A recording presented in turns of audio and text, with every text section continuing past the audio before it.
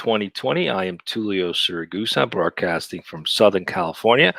I'm joined by my co-hosts, Kim Lantis in Hermosillo, Mexico. Hi, Kim. Welcome back. And, Hey, of Tulio. course, Thank you. Carlos Ponce in Cuernavaca, Mexico. Hi, Carlos. Thank you so much, Tulio. And last but not least is why we do this, which is our guest who's here, Raji Kalra with Peopletail. Welcome to the show, Raji. Thanks, guys, for having me. So we're looking forward to talking to you, especially about today's topic. It's an interesting topic about the future of retail. We've often talked about this idea of you're not in the B2B business, B2C business, or B2B2C business. You really should be in the people-to-people business. And that's your topic for today. But before we go right into that, let's get to know you a little bit. Raji, please introduce yourself. Thanks, guys, for having me. I'm sure everyone doesn't want to hear too much about myself, but, I think everyone's got a pretty varied background in terms of their careers right now. Mine started off, as a technology solution provider. We were a small team and we were working in the retail space. We were fortunate to win an RFP for a smaller retailer in Canada at the time. It was called Whole Foods Market. It was relatively large in the United States, but it didn't have a big footprint in Canada. And I remember going to the United States one time to see what it was like from a shopping experience, and truly blown away from how clean the in-store experience was. Like, everything was just merchandised beautifully. And when they issued the RFP in Canada, it was really about this idea of trying to maintain a clean store policy, meaning that they really wanted to keep, the consumer, like the shopping experience, really clean, instead of having a lot of what they call this like POP displays and things on the floor that might clutter the shopping environment. Is that they wanted to use integrated digital displays in every department of the store. So meat department, seafood department, whole body department, bakery department. We actually had built out a business model. And part of the RFP was to design what does their in-store digital technology look like, what size screens, what's going to be on the screens during the Whole Foods content experience, and how they can leverage in-store vendors in every department. So if you have a messaging to put on these displays, their job is really there to help educate consumers at the point of purchase in the department about ideas. And that became an opportunity to really get engaged with a retailer like Whole Foods. And so that's how I started my career in 2008. I knew a lot about technology, and I knew a lot about the in-store, programming model, but I knew nothing about the organic, natural product retail sector at all. I didn't know who these brands were. I didn't know anything about probiotics or certain vitamin supplements or certain things that you would typically find in Whole Foods. Again, I'm going back now 12 years ago now. That was a long, now a lot of these things have become much more common knowledge. Like on TV, we see a lot of commercials for digestive health issues or probiotics. But back then, so fast forward a little bit, is that, we built it out. And, what we realized was that a lot of the vendors in the store were using it to create video content on these screens. And not only were we booking the space on the screens, we were creating the content for them as well. And it became a really interesting business model that the same brands we worked with at Whole Foods said, guys, we love what you do, and we love how it's making our sales happen in every category. How do we do this at other places? And we found to kind of find out what other retailers they were working on across Canada. And they said, hey, we're in 2,000 stores. So we always knew we were not going to put digital technology in across 2,000 stores, but they gave us their key accounts. We wound up growing into about 30 other key retail brand banners in Canada. And that's around the same time that the smartphone started coming out. The iPhone came out around 2008. And we realized that, consumers are not going to be looking at the screens. They're going to be looking at their own screen in their hand. And we morphed over time. Peopletail, today's business, was really built around this idea of content. And it's the same philosophy we've had back in 2008. It was this idea around creating content that helps make sales. Now, the sales in the in-store are sales online. And instead of the brands telling us what to put on the screens, it's actually people that are creating content. So just, I guess to answer your question, my background has been nonstop, been around, producing content for brands and retailers for 10 years. I've been watched every one of these stores, whether they were just brick and mortar, how they adopted e-commerce, how they've adopted social media, how they've adopted Amazon strategies, and kind of see what they're doing overall. But the ideas of what the content's going to be used to be sold, I'm really I think I call myself a digital content pioneer in the retail space. It was spawned out of one category, which is natural product, but I think it's a great category to be in because that category needs a lot of education around. These are not spontaneous purchases. Typically, when you're buying a $40 bottle of supplements, you want to know about it. You want to know everything. Why do you take it? What's the ingredients? Who's the company? Who are the people behind this brand? And I think we've given them a platform to really help sell products better. So that's a little bit about myself. I'm a content representative as part of a team now that's managing, the next vanguard of content we feel is, user-generated content. Excellent. Thanks for the introduction. We appreciate it. So let's go right into it. We want to get to know Peopletail a little bit better through the conversation. We've gotten a good taste of it here in the introduction. Kim, will you introduce the topic today? Let's go right into it. Yeah, sure. Thank you, Tulio, and thank you for being here, Raji.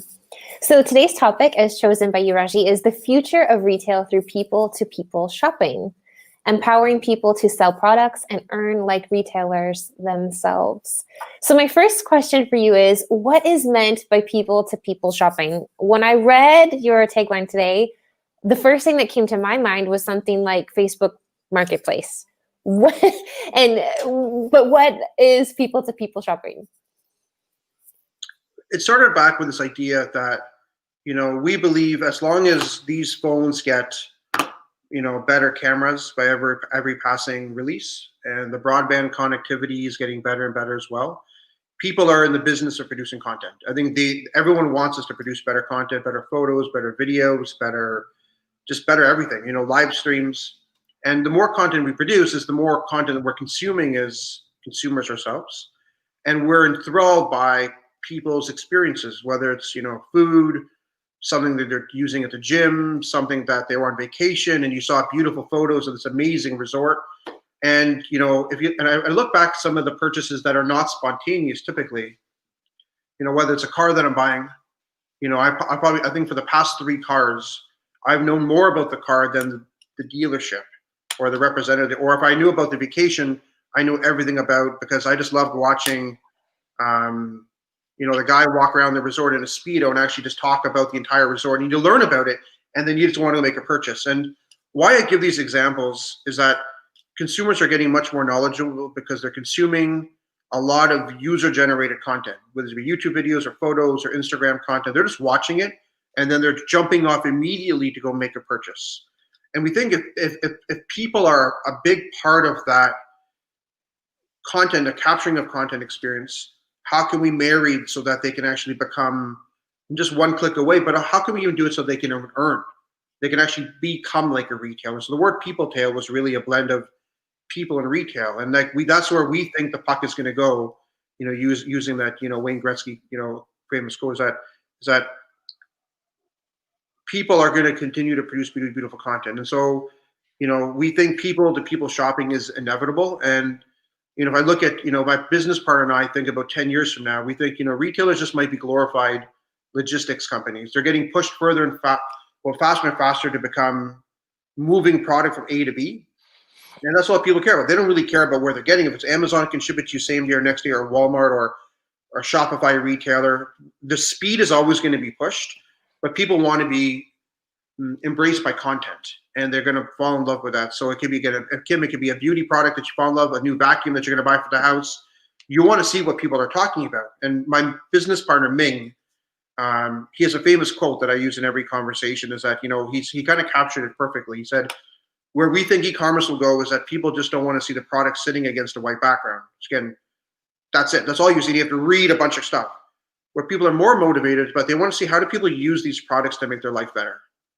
And if you think that someone's bought something, whether it's a new hair dryer or a toaster or an oven or whatever it is, and people have really great content, a really good experience about it, and they've communicated that clearly, especially through video, how can brands really capitalize on leveraging people to tell their story? And, I think that's a big part of what we're aiming to do with Peopletail. Interesting. I mean, that's kind of the promise of what social media was to become over in the very beginning, which was this idea that eventually we could reintroduce the concept of the village, right? In the village, everyone knew each other. You bought things based on your cousin or your friend who recommended them. It was everything was word of mouth. And God forbid you provided a bad service or product, everybody heard about that too. So how does this work in terms of empowering the retailers and manufacturers to leverage that mindset of the consumer selling to the consumer? How does the ecosystem, how does the platform enable that? So we started off being that we ourselves were not going to become a retailer. We thought, retailers have these incumbent, and it very much it has there's a stigma attached to this word I'm going to say, and I'm not a fan of the word because I think people they've misread it in a lot of ways of the beauty of really what it's trying to encapsulate. The word is affiliate, and everyone now today knows what it is, but it actually has a bad rap in the industry because there's a lot of black hat practices around it. People are trying to do quick bucks, they're trying to do certain things. But the concept of affiliate, when I first stumbled upon the term affiliate, was in 2004. And I remember going to Walmart's website, and they said right at the bottom of their website, there's actually if you wanted to join their affiliate program, they would actually pay you money. So if you had, let's say, John.com, and you put a Walmart banner and you drove traffic from there to there, there's a relationship that's, we're going to pay you money for every time you help us make a sale. The problem with affiliate is that these same retailers have been using the same softwares and same system for years. And so we, as Peopletail, to answer your question, is that we decided as a business, okay, let people produce content, and we'll actually connect to about 900. Today we connect to about 900 different e-commerce systems today, all having affiliate technology. And the problem is that there's still a lot of lag in between, when someone creates content, it leads to a sale on a third-party website. From the time that we would get notified to the time that a payout actually happens, the size of the payout too. Like for someone to do all that work and earn maybe 2% from Amazon or Walmart or 1% sometimes, it's not even worth it. Like it's just not worth it. But the brands are also gearing up to spend. If they want to spend, they actually want to offer more margin. And so just this year in 2020, we decided to embark on a very audacious becoming a retailer ourselves, holding products in our own dedicated warehouse. And so when a brands the reason we did it is that brands can now start to list directly with Peopletail. They list it at a wholesale value at the lowest price possible. We then take the retail margin and we say, we can sell them through peopletail.com. And if people want to help create sales that lead through the Peopletail system, we will offer up to where they can make maybe up to 20% per sale. And for let's say for a mom that's staying at home, or a guy that's at home and they just want to talk about their favorite drill or beauty product, and just every time it makes a sale, that we would do the pick, package, ship it, and they can make 20% by doing it. And we think by enabling this now to happen, we've been signing brands now aggressively for the past few months.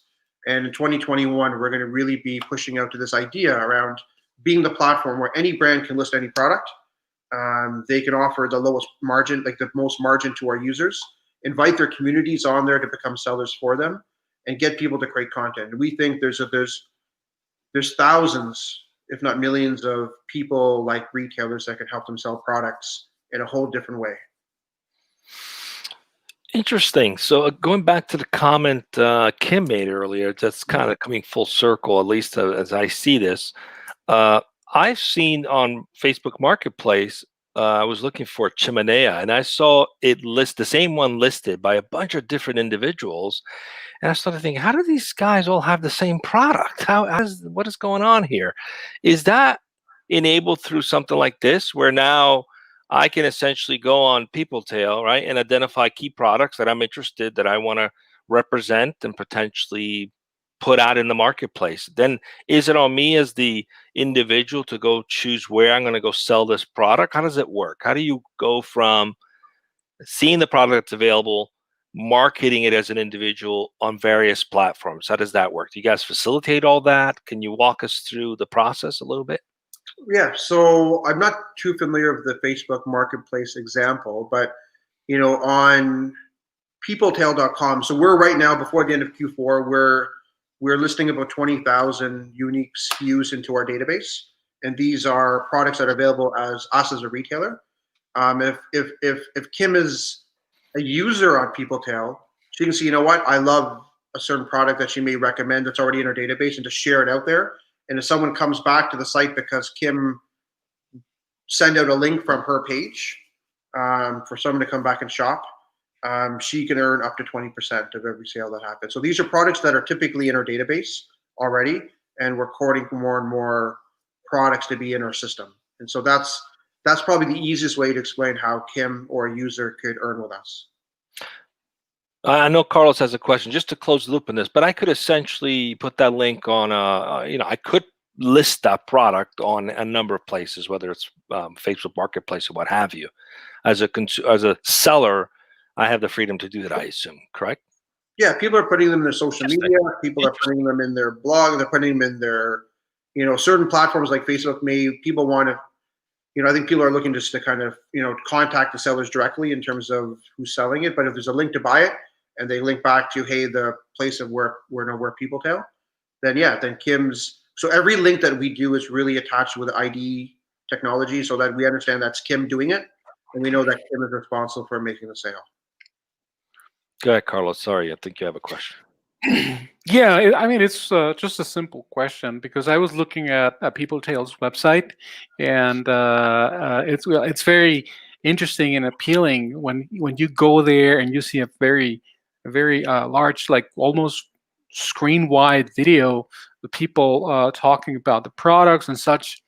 So my question has to do more with the standards that how they're curated, if or whatever criteria is applicable or in place in order to make sure that, how can I say this, that the videos that are uploaded maybe fall into a specific quality control, so to speak, or is there any kind of QA?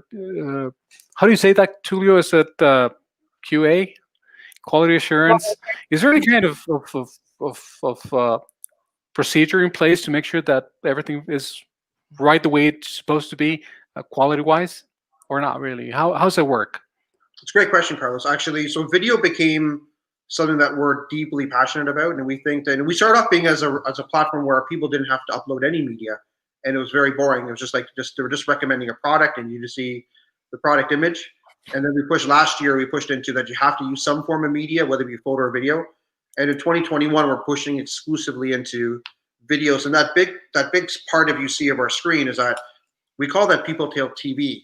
And that's actually going to become a big part of the shopping experience. And so, yes, we're going to have a lot more quality as of January in terms of the qualities that appear in the top portion of the real estate will definitely be much more quality. We actually are announcing in about a week or just maybe a few days from now, out of our entire Peopletail user community, we're going to have our own house of VJs. These are beauty, nutritionists, fitness, cooking experts that are curated from the community that actually will be showcasing their videos on the top portion. And when brands want to launch and list products with us too, is that they can actually produce content through our community, especially our power users. So if it's a food manufacturer or whatever, it's a house and home product, they can leverage one of our experts to get the product and produce beautiful content for them as well. But the quality is definitely something we would definitely want to improve on. Thank you. Can you guys hear me okay with my connection? Yeah, thank you. Great. In line with Carlos' question on quality assurance, I love what you're doing at Peopletail, because I myself, I'm not really a shopper. I kind of get into trying to get into the minimalist mindset. But when I do have a need, I, of course, shop. And when I am shopping, I really take the reviews into consideration, right? I'm very, like you were mentioning, going to the dealership and knowing more about the vehicle than the salesman. And that's one of the things that I love about this approach, because it's very organic. And I personally find that I'm able to trust an individual and their opinion more than something that I would see in an advertisement or a commercial. And I think that's really beautiful. But one of the things that I appreciate with reviews is the honest truth. This is what I like, and this is also what I don't like. seeing as how, if I'm understanding this correctly, there is some, I mean, you have providers that you're working with.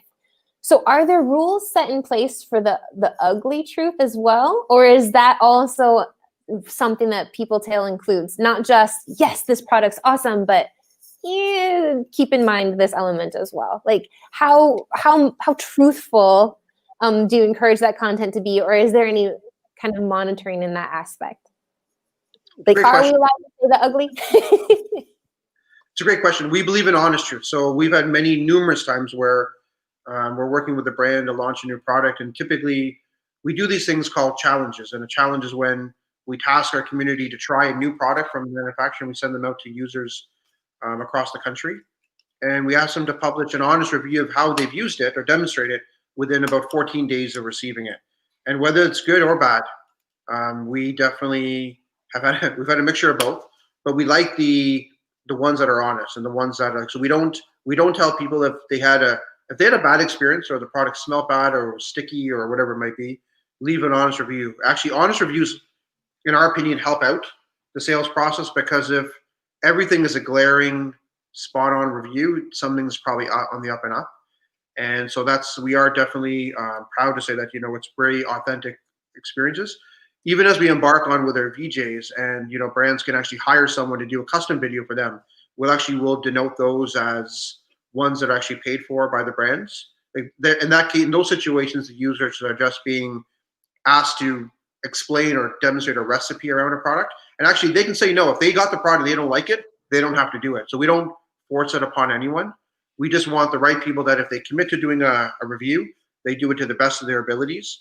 And they're doing it earnestly. But bad reviews are part of it. And actually, they do help out, because sometimes they help the brands learn about something that maybe that they did not know about before. Actually, I won't say the brand, but there was a brand that we launched with, they had 6 different unique products. 2 of them were faulty. And actually, they learned a lot about that through the Peopletail community, that it just wasn't mixing well into the smoothie beverage that they're doing. They actually recalled those 2 products and actually just reformulated the whole thing. And it's because I think of our community, they were just like all these negative reviews. And it was actually probably the best thing that actually happened to them. Interesting. It sounds as though what you're describing is what's needed is authenticity, right? So to go back to the question from Carlos, does it have to be like this professional production, or do you see, you're the content expert, right? Or do you see better traction with maybe something that's a little less perfect, a little more choppy, a little bit more real? Have any studies been done in terms of what works and is more effective? Is it the more professional, polished video, or the person with the shaky hand, maybe just doing a home video real quick that's honest to truth and authentic? Yeah, I think I'll use an analogy of TripAdvisor. So when we went on vacation every year, we would typically go look for, hey, we're looking for a vacation to go to. Let's say we're going to go to Jamaica. And, we would typically go look for online, find a resort we like, right away jump to seeing the photos and videos or reading the reviews.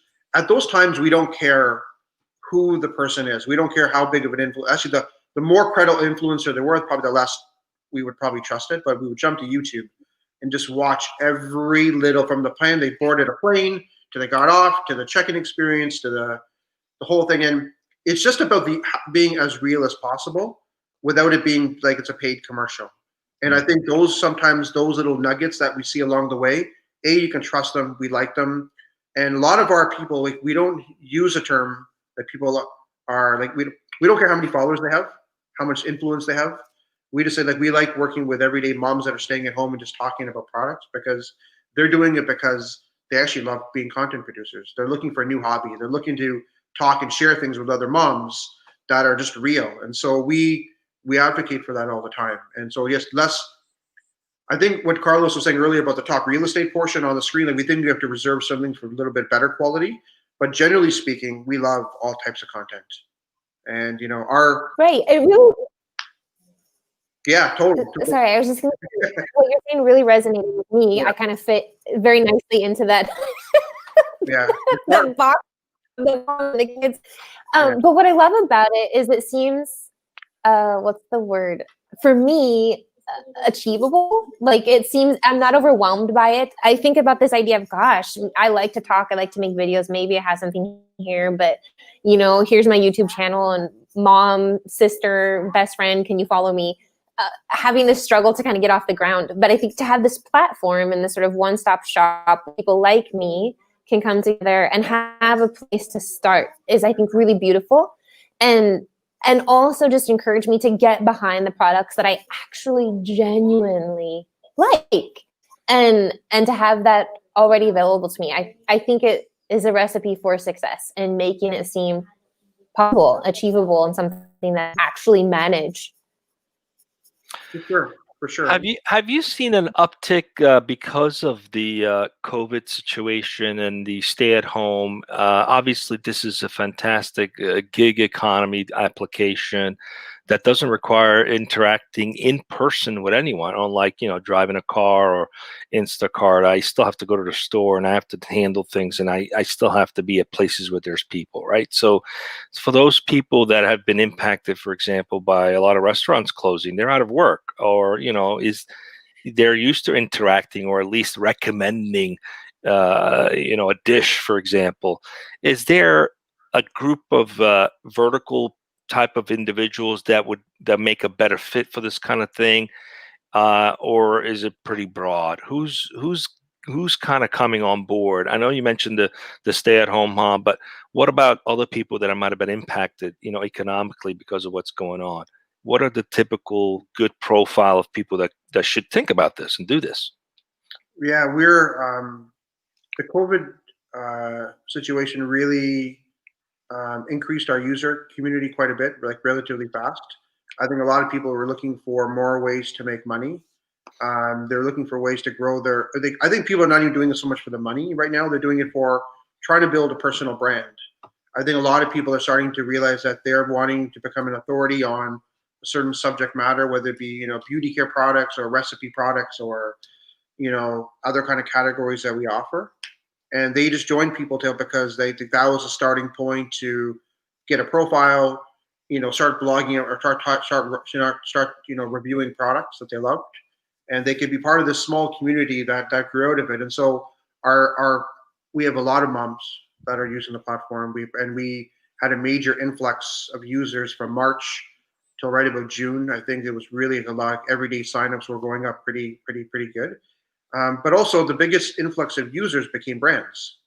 Brands, a lot of our brands were selling and doing a lot of marketing in the brick and mortar store experience and just trying to do stuff, and realized that they were all shifting their budgets. You know what? We need to invest more into online direct to consumer approach, or they were using us to produce content for their products.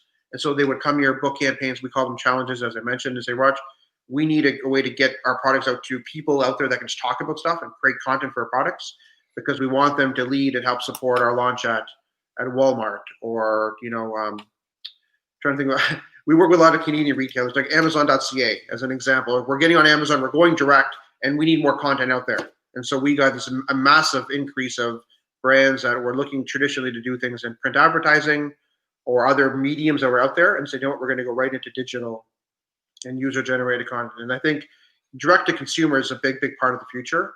And it's just going to get better and better as we go. Well, we're coming up on time. This has been an interesting thing to learn here. It looks like there's opportunity, especially right now, for people to take this on. I was thinking to myself, like, for 20 years, almost on a weekly basis, I research all kinds of homeopathy approaches to healthcare. Mm-hmm. And it's like no one would know that in 20 years, you've amassed so much knowledge. I could recommend pretty much any supplement to anybody who has an issue.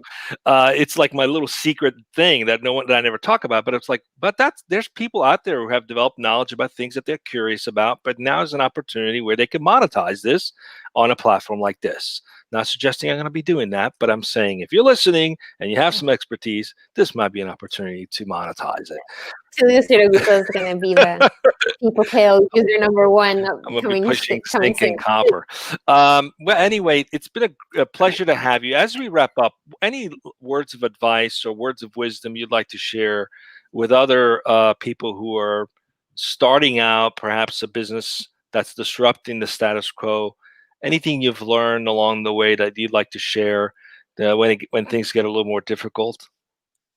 Um, when things get more, I think the best thing that I could offer is that, you know, sometimes the craziest ideas are obviously, you know, the ones that you should probably try to pursue. Like try to whatever you think can make a better look at the current way someone's doing something and just try to figure out is can you make it faster or not cheaper all the time, but just make it a better user experience of how people do certain things. And I think, you know, and it's going to take time. Like Magic, I think, like Peopletail's taken us 3 years. It started off just an idea, walking with my co-founders, talking about the idea to, you know, executing it and you know ramping it up to the stage that you know we're at. But it took a long time, and you have to have the fortitude to kind of see that through. And like you know, like taking an idea is not going to be magic. It just there's rarely instances where you know you take an idea and the execution is everything.